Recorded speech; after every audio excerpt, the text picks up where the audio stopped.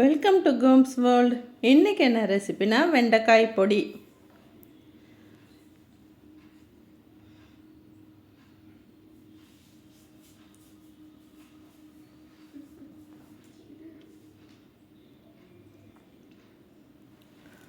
வாங்க, இந்த வெண்டைக்காய் பொடி சாதத்துக்கும் நல்லாயிருக்கும், நம்ம தொட்டுக்கவும் நல்லாயிருக்கும். இது புளிப்பாக, இனிப்பாக, காரமாக, உரப்பா நல்லா இருக்குங்க இந்த பொடி.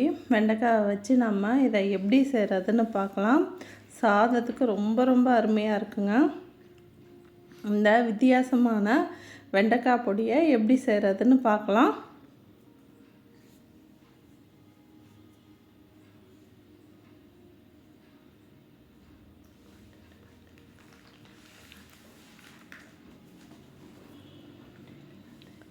இப்போ 1/2 கிலோ வெண்டைக்காவை நான் நல்லா கழுவிட்டு வெயிலில் காய வச்சுங்க.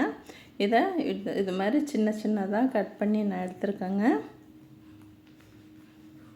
கட் பண்ணிவிட்டு ஒரு 1/4 மணி நேரம் ஆற விட்டு எடுத்துக்கலாங்க. அதுக்கப்புறமா இதை கடாயில் எண்ணெயில் டீப் ஃப்ரை பண்ண போகிறோம். அதுக்காக ரொம்ப நான் வறுக்க மாட்டேன், உங்களுக்கு எந்த அளவுக்கு வறுக்கிறதுன்னு காமிக்கிறேன். இதில் கடலை எண்ணெய் ஊற்றிருக்கேன். கடலை எண்ணெய் நல்லா காஞ்சதும் இந்த வெண்டைக்காவை போட்டுக்கலாங்க.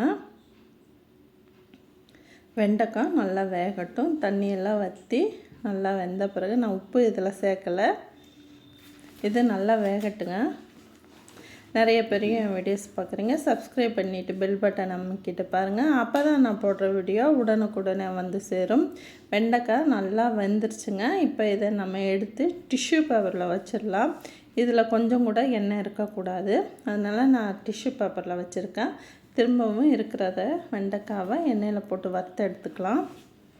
இது மாதிரி டிஷ்யூ பேப்பரில் போட்டு எடுத்துக்கோங்க வெண்டைக்காவை. இப்போ மிக்ஸி ஜாரில், அதாவது கொஞ்சமாக ஒரு கைப்பிடி அளவுக்கு தேங்காய் எடுத்துருக்கேன், திருவண்ண தேங்காய் எடுத்துருக்கேன். அதுக்கப்புறமா பொட்டுக்கடலை கொஞ்சமாக எடுத்துருக்கேன், கொஞ்சமாக உப்பு. இப்போ அந்த வெண்டைக்காய்க்கு தேவையான உப்பும், அதுக்கப்புறமா இது சீரகம், 1/4 ஸ்பூன் சீரகம், 1/2 ஸ்பூன் மிளகாத்தூள் காரத்துக்கு. இப்போ புளி கொஞ்சமாக நான் சேர்த்துருக்கேங்க. அதுக்கப்புறமா வெல்லம் சேர்த்துருக்கேன். இதை எல்லாத்தையும் இப்போ 1-2 அரைச்சி எடுத்துக்கலாம்.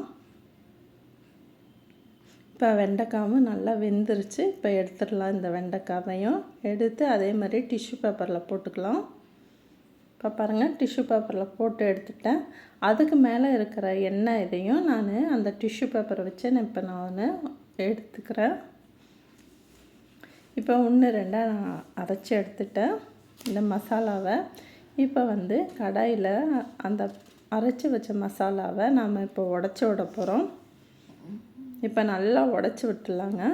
உடச்சி விட்டுட்டு நம்ம வறுத்து வச்ச வெண்டைக்காவை இதில் போட்டு நம்ம வறுக்கலாம்.